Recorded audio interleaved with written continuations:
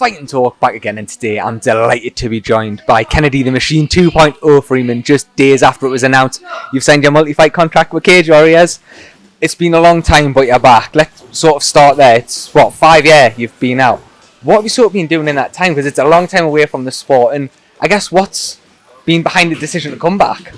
Yeah, so it'll be 5 years to the day when I make my return on Cage Warriors.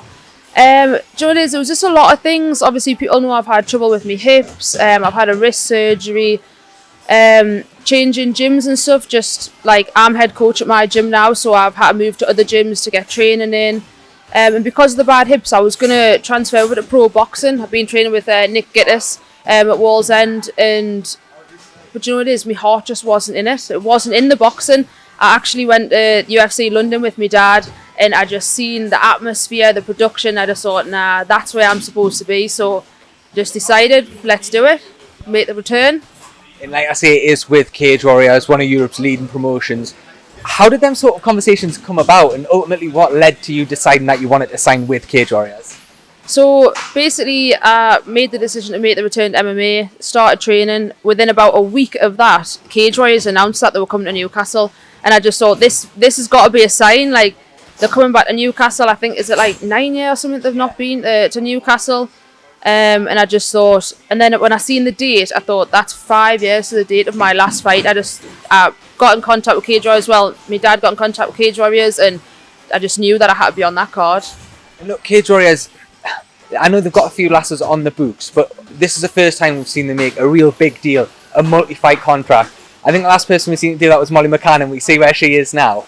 How nice is it for you to see just how much promotion they're putting into you from the outset?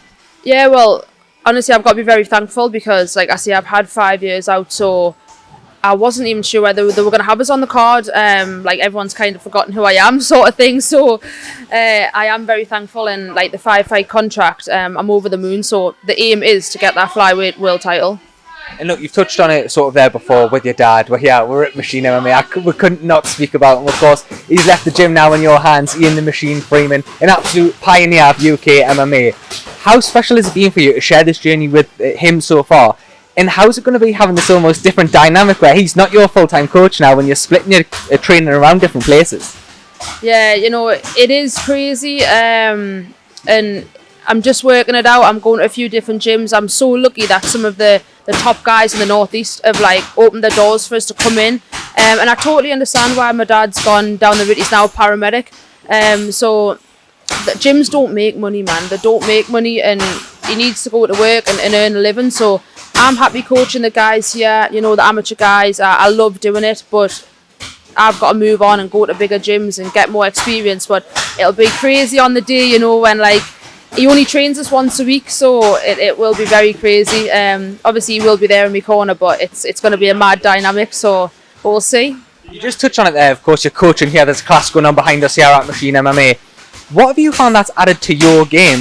Like coaching people and training people. What have you found what has helped develop you as a fighter coaching? Yeah, do you know what it is? Coaching, I absolutely love it. Like, especially the juniors. I love coaching the adults too, but the juniors, because I've been there and done it, like I've been fighting since I was 14. You just look at things a different way when you're a coach. You get all these different kinds of people, so you know how to speak to everybody, and you just look at fighting in a totally different view. So I really enjoy it. Look, we touched on it before there. You've had a long time out the sport. Was it almost a bit of a welcome break? Like you say, you've been in this since you were 14. It's a long, long time to be in a sport that is as unforgiving as MMA. Yeah, I've been competing since I was 14, so this has been my life, like day in, day out. Like I've missed birthdays, I've missed like parties with my friends, I've missed holidays and everything. So it was really nice to have a break. I honestly didn't think I was going to come back to fighting. If I did, it was going to be pro boxing. To me, a few years ago, MMA was never happening again. So to be back here, stand and see I'm fighting on Cage Warriors in Newcastle after 5 years out the cage, it's an absolutely crazy feeling. But you know what it is? Having the right people around you and the right gyms, and you know, it just makes it so much easier. It's no secret domestically, it was an absolute nightmare trying to get you matched. Nobody wanted to fight. I know Dale Percival, made for the cage, was having to fly girls in to try and fight you.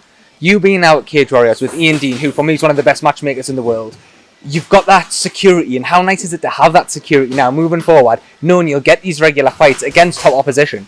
Yeah, so that was always a massive problem. Like, we'd always have a fight date set, but you didn't know whether I was going to get an opponent or not. The amount of fight camps I had with no opponent at the end, and it was just a wasted fight camp. But being on a big promotion like Cage Warriors, I know I'm going to fight the best in the world, obviously just before UFC, but hopefully if I can do really well in Cage Warriors and get to that UFC level, like, there's a million opponents there, so it's just the easy part, just the training and the fighting. So we've mentioned it a few times now, this Newcastle card, the draw really brought you back. How special will it be? I was at the last bout there against Kellick Pinson, and I've seen firsthand your friends, your family and your fans, the support is ridiculous, the banners come out, it's insane. How nice is it for you to be making your debut on such a big show in the front of a home crowd, which, I mean, there's not many tickets left, but you'll probably sell out the rest of them, yeah? Yeah, that is going to be, it's crazy, because obviously, you know, when you move to the big promotions, like, it's probably not going to be in your hometown, it's probably going to be, it could be even out the country. So yeah, when I fight, I bring a crazy huge crowd, and they're all absolutely wild, so I cannot wait to have that in my hometown and just hear that noise like 5 years later. Like, honestly, it's going to be mental. Like we say, it has been that 5-year route. How much do you think you came on? Because it's not like you've just had 5 years putting your feet up. You've been working every day, training 6 times a week. How much do you think you've developed in that time off?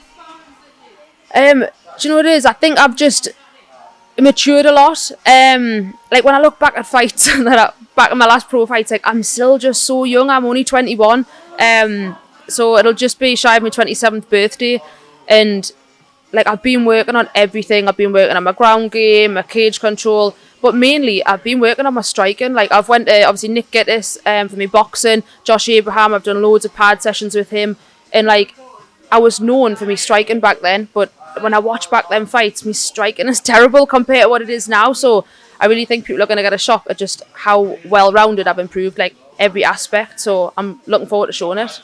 And I know you've not had an opponent announced yet, there's no matchup official announced yet, but and I'm sure we'll be back in once that is announced. So maybe then, for the fans who haven't seen you, who are maybe new to the sport, what can they expect from a Kennedy Freeman performance?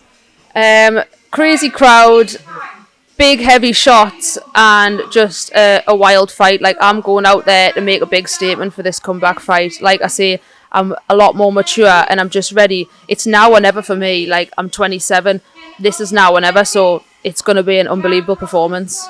Kennedy, look, I can't wait to see you. Thank you so much for your time, and no doubt we'll catch up soon. Thank you.